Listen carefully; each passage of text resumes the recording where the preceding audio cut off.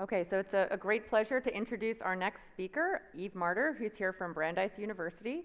And Eve has been very influential in the field of both computational and experimental neuroscience, and her observations on variability across neural circuits has influenced, I know, a lot of us in the audience and really the field in general.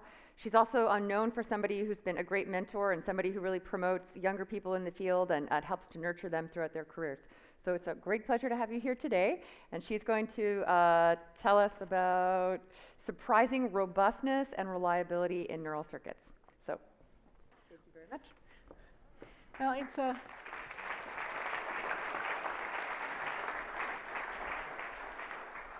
I think I have to be on this side. It's a great pleasure to be here, and it's been particularly wonderful to not only see some old friends, but to see so many ex-Brandeis people from all different generations, and I really enjoy seeing you. Before getting going, I'd like to just pay honor to the people I've worked with over the years. This is a partial list, but many of the important ones are there, including probably a few people who are in the audience. My present lab is up here, past collaborators, and then the very large number of people who've gone from my lab into faculty positions where they're running their own. And I like to show this because it should give everybody in the audience under the age of an assistant professor hope that if you really want to continue in this way, there's a good chance you can do so. Now, in thinking about this talk, I decided I couldn't just give my regular talk because there are all these people who knew all this stuff that I don't know and understand. So what I've decided to do was to highlight some of the things about biological systems and brains that I think are really interesting for those of you who want to maybe build robots, build a new artificial intelligence, and things that may or may not have percolated into common parlance in among those of you who are trained in artificial intelligence. Now, I had a whole list of about 10 things, and I ended up saying, oh, if I had 3 hours, I could do a really great talk, but I had to decide it was only going to be 30 minutes. So I'm just going to highlight a couple of points, and at the end I'm going to come back and try and summarize some of them. And just to give you a sense of the flavor of the kinds of problems that we deal with, we really want to try and understand how biological brains live and work in the world. So animals have to deal with very unexpected life challenges. You and I deal with many unexpected life challenges, like the snowstorm on Tuesday that wiped out all forms of transportation between Boston and New York. Planes, trains, and buses, all were dead. Okay, so, and that's trivial, but the nervous system, I think, and this is really an important and salient feature, it's not obvious what the nervous system should be built or be trying to optimize for, because an animal in the real world has to do a lot of things well, and some of those things may actually produce constraints on how well it can do something else. And I think one of the challenges that we have is to really try and understand how you build a nervous system to be flexible and deal with all of the challenges it has to deal with. And our problem is that we're not very good at figuring out what all those challenges are. And I think that people have been talking about going back to behavior and doing detailed analysis of behavior to get insight into what it is that animals are actually doing in the real world, so that you then can understand what it is you have to understand. Now, animals vary. You all are different. And then the other question is, are there really hard trade-offs between resilience to one perturbation or one situation and to others? In other words, are there hard trade-offs between someone who's going to be a great runner and someone who's going to be a great swimmer, or are there some people who are going to be great at everything? And we know that there are athletes who can do more than one thing really well, but then how well do they do artificial intelligence? Or maybe some of them do both of that, but they're not good musicians, or maybe some of you in the audience do everything well. But I think one of the things you'd like to know is how is that competence in the real world built so that animals can do all these different tasks either adequately or well. Now, brains, real brains, not the ones you build in your computers, but real brains are built in biology. And that means that there are certain rules that are actually quite different from the way you would build something in electronics. And then, to me, the really interesting question that you should be asking if you want to know how biological systems work is what constraints on performance come from the limitations of the implementation of brains in biological molecules and processes? And then, how does degeneracy in biology function to relieve the tyranny of the limitations of biological molecules and processes? By degeneracy, I mean more than one way to solve a problem, just like the genetic code is degenerate. There are many circuit modules in the brain that are degenerate, more than one way to build either a single neuron or a circuit to do a given task, and then what are the advantages and disadvantages of those. But there are also some very deep constraints that get established by the fact that we're signaling with lipid membranes and proteins, ion channels, and receptors that are made of protein molecules, and there are properties of receptors and ion channels that basically set a certain kind of performance limits in some ways, and then the question is, how do brains actually deal with those? Now, to be more specific, ion channels and receptors have characteristic time-dependent and voltage-dependent properties that come from their protein structures. Now, most neurons in your brains might have 10 or 12 or 15 or 20 different kinds of voltage and time-dependent ion channels. They include sodium channels and calcium channels and potassium channels, chloride channels, all sorts of channels, and you might have 5 or 6 or 12 different kinds of potassium channels in the same neuron. Now, each one of these might have a slightly different voltage and time-dependent sort of set of properties, and then the question is, obviously, what are you gaining? What is the nervous system gaining by having so many different kinds of ion channels that look like they are seemingly redundant? And they're not, but depending on what level of approximation you're willing to take, you can say all that matters is a cell can make an action potential and come back down, or you might say a cell has all sorts of complicated dynamics that are conferred by the specific kinds of proteins they express. Now, and this to me is one of the really deepest and most profound statements we can say about biological brains. The brain smoothly handles a vast number of time scales, from milliseconds to years, with everything in between, and the intermediate time scales that the brain can produce, or that neurons can produce, are very often underappreciated.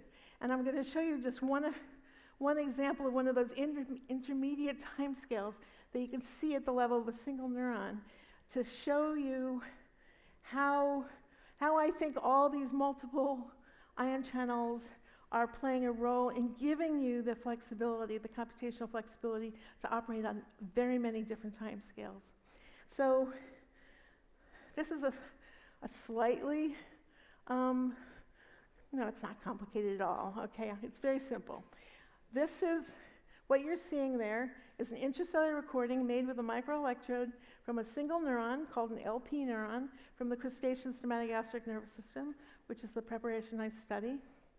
And what Jean-Marc Goyard, who did these experiments, did is he hyperpolarized the cell by passing current and then looked at the recovery from that hyperpolarization. So after that first hyperpolarizing pulse, the cell fired a single action potential. Then after the second one, it fired 2 action potentials, and then 2, and then 2, and then 3, and then 3, and then 3, until by the end it was firing many action potentials. So this is an example of what we call a post-inhibitory rebound. That's cells that fire on release from inhibition, release from hyperpolarization. It's a very common feature. That's why inhibition in the brain can often be an excitatory or a timing signal. But this is a very slow post-inhibitory rebound because the size of the rebound builds up over a 10 to 20 second time scale. So that 20 seconds, after 20 seconds of this repeated inhibition, the post-inhibitory rebound will be much, much bigger than it is if the cell had not been inhibited for a long time. And those are just the scales. And this just shows the actual time course. This was after 18.6 seconds of rhythmic stimulation, the cell remained increasingly active for quite a long time. So this is an example of, this is an example of what I sometimes like to call a short-term memory mechanism that derives from the properties of single neurons. That is to say, that neuron is holding in the state of the ion channels and their activation and inactivation kinetics, with all the combined ion channels in the cell, some sort of history of how often and for how long it had been hyperpolarized previously. And so the cell, after 15 seconds of hyperpolarization, is an entirely different state and will respond differently to the next synaptic input than it was at the first one. Okay, now I'm going to shift to showing you an example of what we can learn by studying a biologically relevant perturbation. And the one I'm going to talk to you about is temperature, because temperature affects all proteins to a greater or lesser degree. Whether these are proteins that are enzymes important for signal transduction pathways, whether they're the proteins that are opening and closing to give you electrical signaling, whether it's the proteins that are important at functioning as receptors, they all depend on temperature. And that is to say, as you heat up a system, they will tend to speed up in terms of how quickly they activate, how quickly they inactivate, how they recover from inactivation. For those of you who can remember all that cellular neurophysiology that you learned once, maybe a long time ago. I teach it every year, so I remember it really well. There's nothing like teaching something for the 40th time. Okay. You know, parts of neuroscience haven't much changed. The details have changed, and parts are completely different. And the parts I like are the ones that haven't changed for the last 30 years. I shouldn't say that, no, bad. Hodgkin-Huxley hasn't not really changed. Okay, the animals that I've been studying my entire career come out of the ocean, and they include lobsters. This is Homarus americanus, that's the main lobster, that's the one you guys like to eat. I don't eat them because I just think it's cruel. These guys live for 7 years in the Atlantic Ocean before you eat them. How could you eat an animal that's struggled in the Atlantic Ocean for 7 years? Just don't think so. That's Penularis interruptus. That's a Southern Californian lobster. It's a spiny lobster. They look harmless, but they're actually really vicious.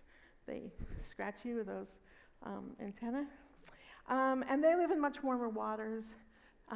People used to dive for them off La Jolla Cove. And this is Cancer borealis, and this lives in the Boston Harbor and the North Atlantic Ocean as well. And these guys are just mean. I mean, they're just mean. So most of what I'm going to show you comes from Cancer borealis. And the nervous system that we study, you know, it's not that easy to study them in the intact animal, runs the stomach of the animal. The stomach lives right here, just anterior of the heart. And the stomach of a crab or a lobster is a very complicated mechanical device. 40 different sets of muscles that move, ossicles and filters, and the recordings I'm going to show you are from the pyloric region of the stomach, which is a complicated filter sieving device that generates a rhythm that's very much like your respiratory rhythm. So I'm going to show you what that rhythm looks like, and then I'm going to show you what the effects of temperature are. Now I'm showing you these pictures because I wanted not to forget to remind you that these animals are cold-blooded, and they live in real water, and that real water changes temperature. And right now, it's a real mess, right? Because it's been, you know, the temperature changes from winter to summer, it changes with the tides, and it changes with all of those storms that are changing all the features of the environment these animals live with. So these animals have to deal with changes in temperature, changes in oxygen tension, changes in CO2, changes in pH, changes in salinity, because these are also largely almost intertidal animals, and probably other changes that we don't know about or that we don't immediately think about. So then the question is, how does a crab that has to deal with all of those changes, what is the nervous system doing to make it robust or resilient to those environmental swings that are fairly profound if you're living in the North Atlantic? So the stomatogastric nervous system runs the animal's stomach. I'm not going to show you too much more, but just show you the pyloric rhythm. These data, these are extracellular recordings from the nerves that went to the muscles that move this part of the stomach. First you see activity of a neuron we call PD, and then LP and PY, and then it repeats, PDLPPY. That's a triphasic rhythm that is always on in the animal. Like your respiratory rhythms, it never stops. It speeds up, it slows down, just like your respiratory rhythm speeds up and slows down. And it's actually driven by a pacemaker neuron, an oscillator, much like some of the oscillators that are important for respiration or for your heart. So Lamont did this experiment. He made these recordings at 7 degrees, and then he went to 19 degrees, and you can see the rhythm speeds up as you'd expect, because all the channels are now opening and closing more rapidly. And it has an apparent Q10, that is to say, a Q10 is a measure of, approximate measure of how much a change in a property you get for a 10-degree change centigrade. It has an approximate Q10 of about 2, which is what I was taught many years ago, is what biological proteins usually showed. But the fascinating feature, the reason I'm showing you this at all, is in that last panel where you see, on the x-axis you see temperature, on the y-axis you see the mean phase, that is to say the percent of the cycle at which each cell is active. So the PD is turning on at phase 0, then turning off at phase 0.2, LP is turning on at 0.4, turning off at 0.6, and then PY is turning on at 0.7 and turning off later, whatever it is. So when I saw that, my mouth dropped open, because it's saying over this temperature range, from 7 degrees to 25 degrees, with the change in frequency, the phase relationships, that is to say the relative timing, is being maintained. Now, if you think about it, if every single current has a time constant that gives you a latency, then it's not so obvious how you get constant phase from fixed time constant currents. And in fact, we spent a long time trying to understand how this comes about, and it actually requires multiple biological mechanisms to produce this phase constancy. So that's an example of a sort of a very non-intuitive and actually challenging problem that is understandable at the cellular and molecular mechanism if you can drill down and figure out the interactions between the biological processes. Just going to show you one more slide of that. These are now with the intracellular recordings from the PDLPPY, those same cells you were seeing before, at 7, 11, 15, 19, 23. You can see the frequency is increasing, but that constant phase is actually seen really beautifully here, as you see when Lamont scaled out time and superimposed the 7, 11, and 19-degree recordings, and you can see they're superimposable. That is to say, the waveforms are being maintained even though the frequency is changing. And that is really a non-trivial problem if you sit down and think about turning time constants into phase. Okay, now, that's all very well and good. My crab is totally happy. He can still eat. If this were a locomotor system, he'd be perfectly fine. However, if you go to a higher temperature, when Lamont went from 23 to 31, he got what he called a crash. That is to say, the network's completely stopped, and then he went back to 23, and he got the recording, he got the pyloric rhythm back. So Lamont originally said this was a crash, not a cook, because he recovered the rhythm. And we've been trying to study these crashes. I think we just cracked it last week, trying to confront how to understand these crashes and how to classify them. But before that, I'm going to show you how bad the problem is. This is a single neuron model. Tim O'Leary actually built this one. The reference temperature here is at 10 degrees. It's an oscillator models. And what Tim did is he just picked some random Q10s for Q10 set 2, Q10 set 3, 1, to govern the opening and closing of the different ion channels in the model. There are eight ion channels in this model. And all of these neurons do really badly, right? None of them maintains its bursting behavior. And that's because the opening and closings of the ion channels get out of whack with each other as the temperature changes. They all depend on temperature a little bit differently, and so therefore the relative timing that goes into generating the bursts and the action potentials gets out of whack, and the thing crashes really easily. But the crab does it just fine. So that means there are solutions somewhere scattered around in the giant parameter space where this can work. So Tim O'Leary actually had found a way to find those solutions that came out of an activity-dependent homeostatic model he had built. And he actually was able to find a lot of neurons that were very successful at maintaining their activity over a very large temperature swing.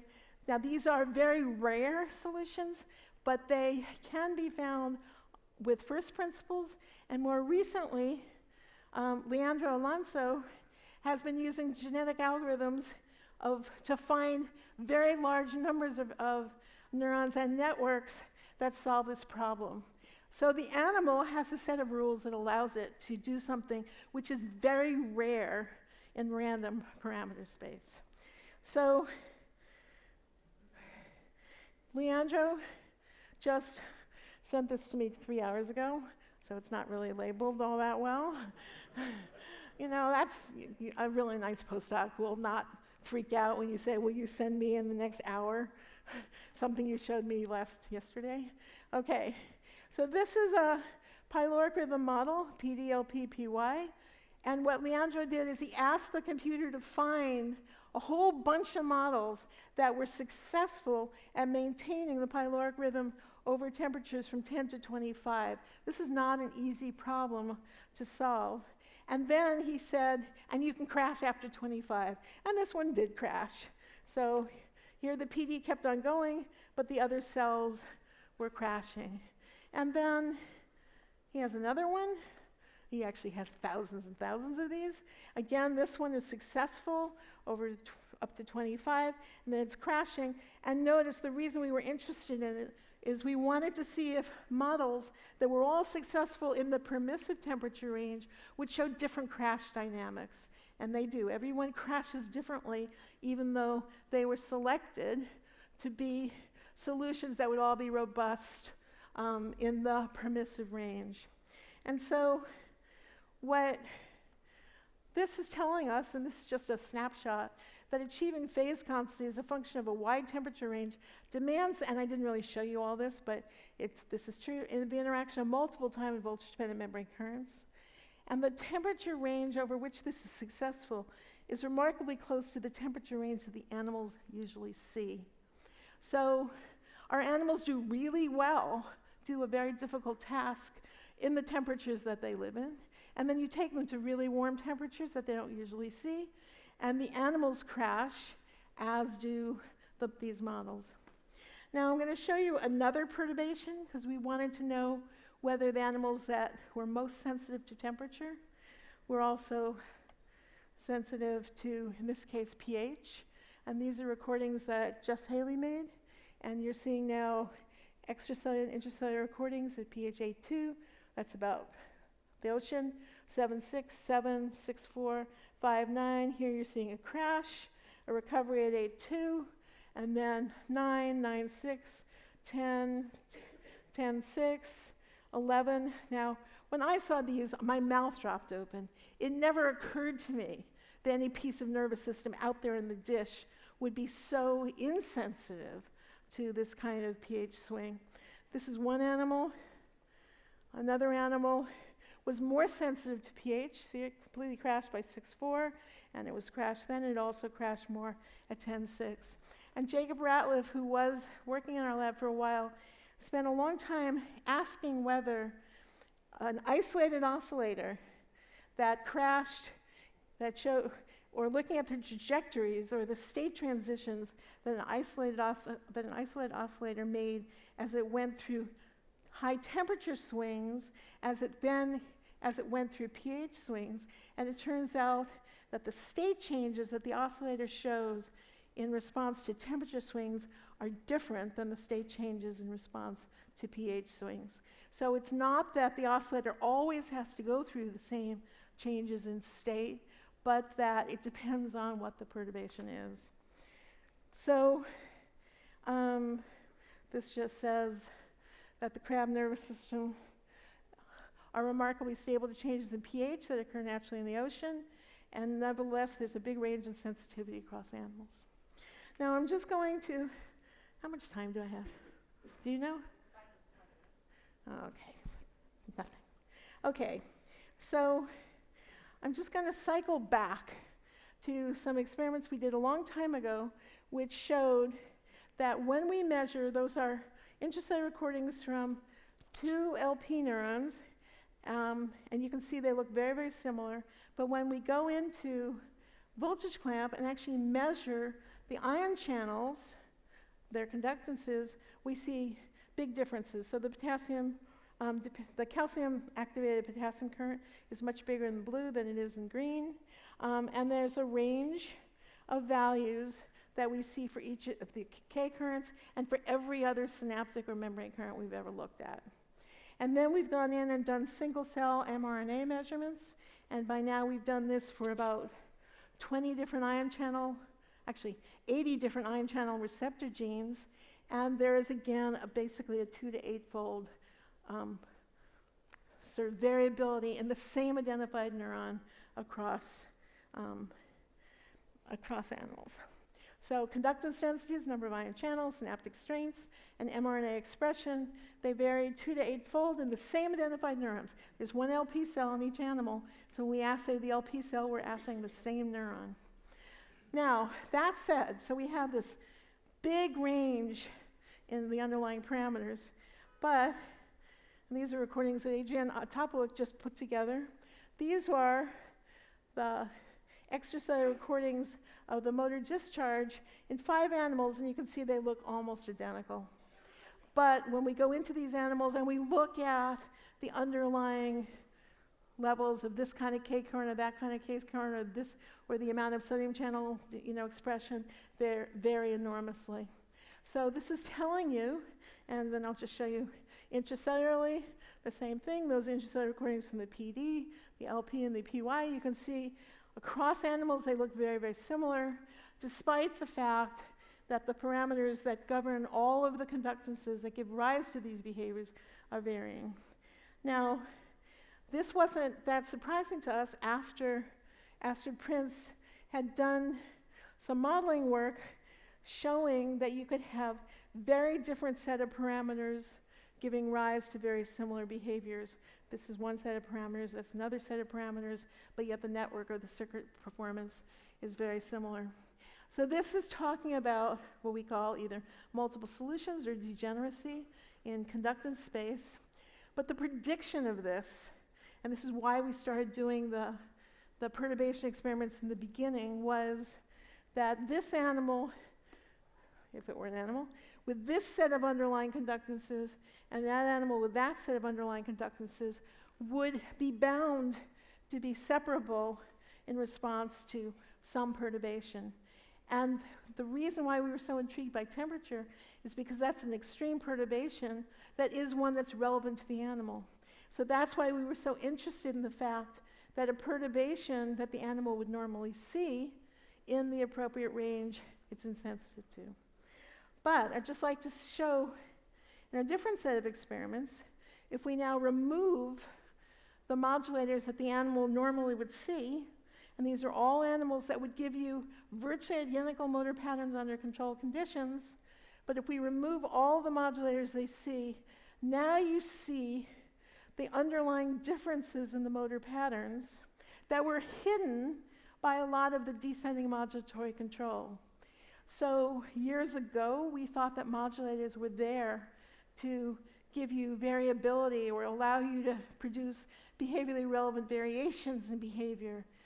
Now we think that's true, but the other side of the story is the modulatory environment that's present in the animal may be bringing back or covering over the cryptic differences that would be produced by all that variability by bringing you back to some sort of core pattern. So in the absence of the modulators, when Sarah Haddad did this, animal 1 was slow, got faster and faster and faster.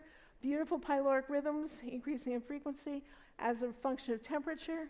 Animal 2 started out okay, but then crashed by 27, or was intermittent, and then came back.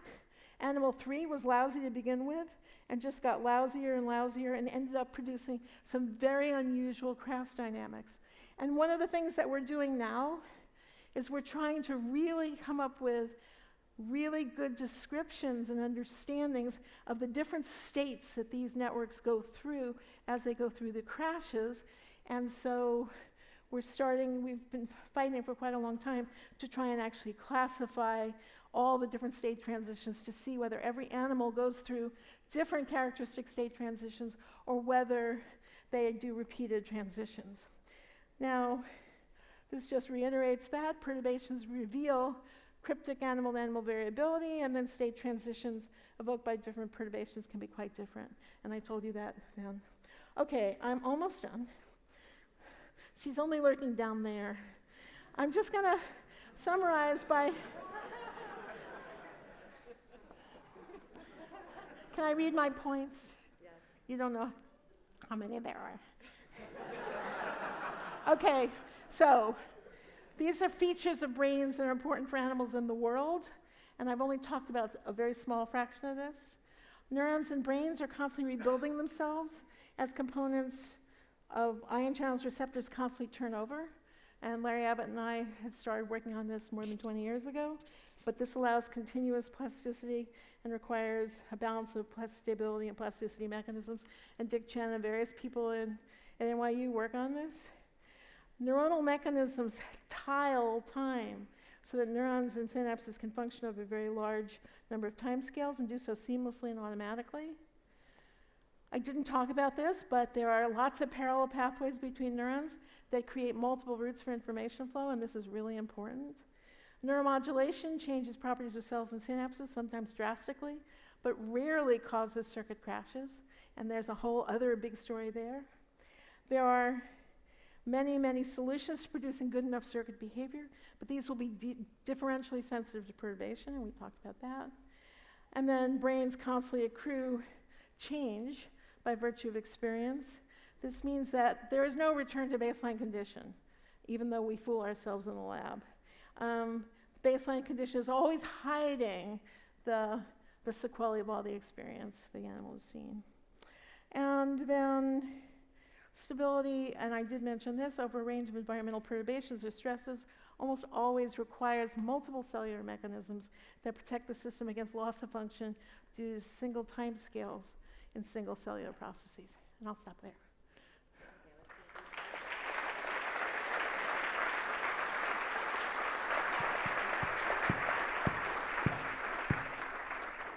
Thank you very much for a great talk. We have time for a few questions. If you just, we'll wait for the microphone to come down.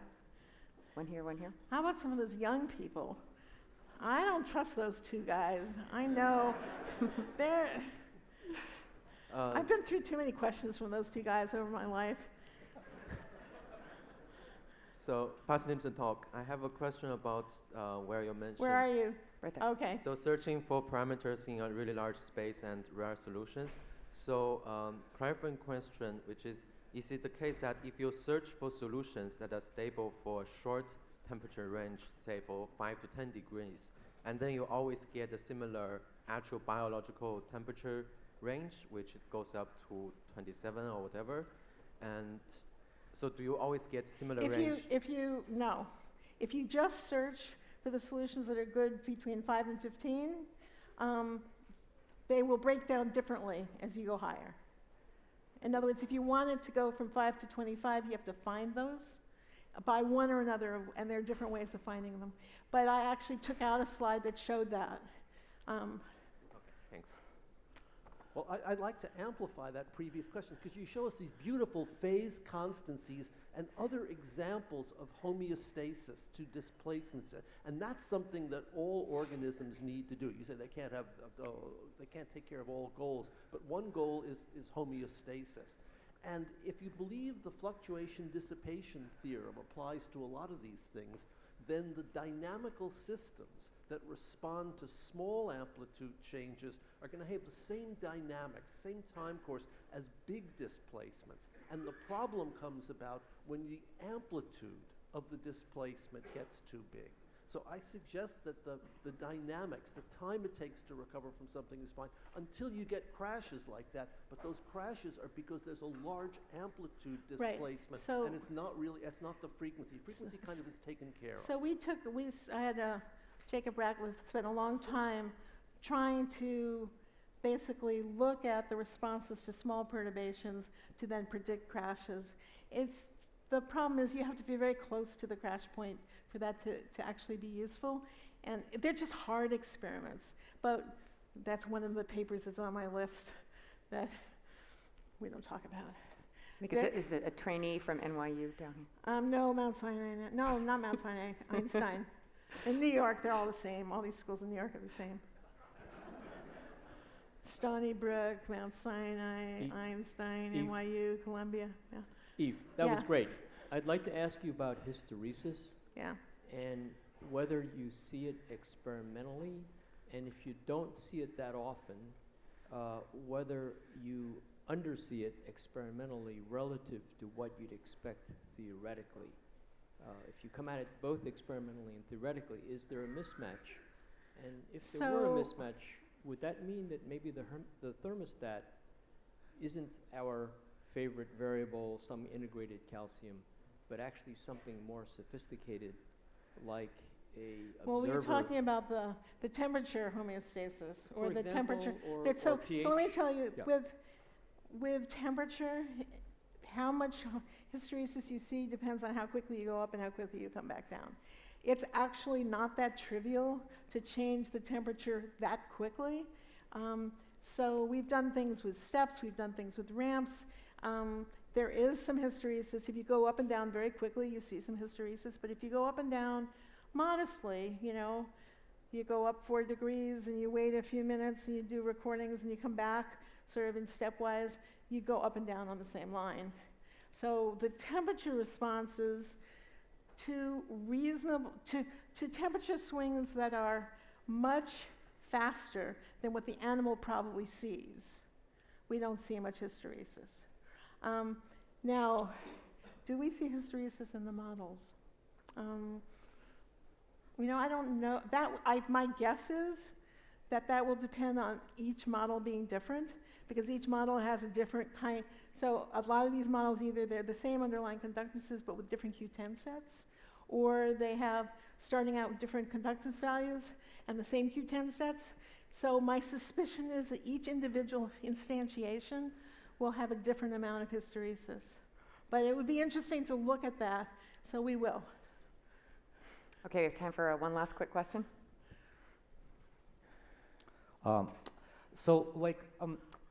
You said that you use some algorithms to find parameters that guarantee this phase constancy. And I'm just wondering, is there a clear mathematical principle that unites those models, or are these just, I showed you 2 different solutions to finding the good models. One of them was Tim O'Leary's, where he built a homeostatic model that finds sets of correlations between ion channel genes, and that gave them to him sort of on first principles. What Leandro did is he has an incredibly good optimizer. And so he basically can say, I want a ton of models that have these attributes, and the attribute he put in was a good pyloric rhythm from 5 degrees to 25 degrees, and it can crash after that.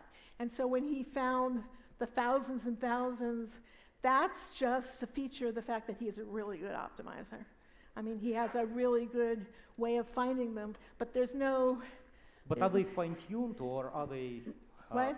We have to move on, actually. Thank you very much for your question. Let's thank Eve Marder again.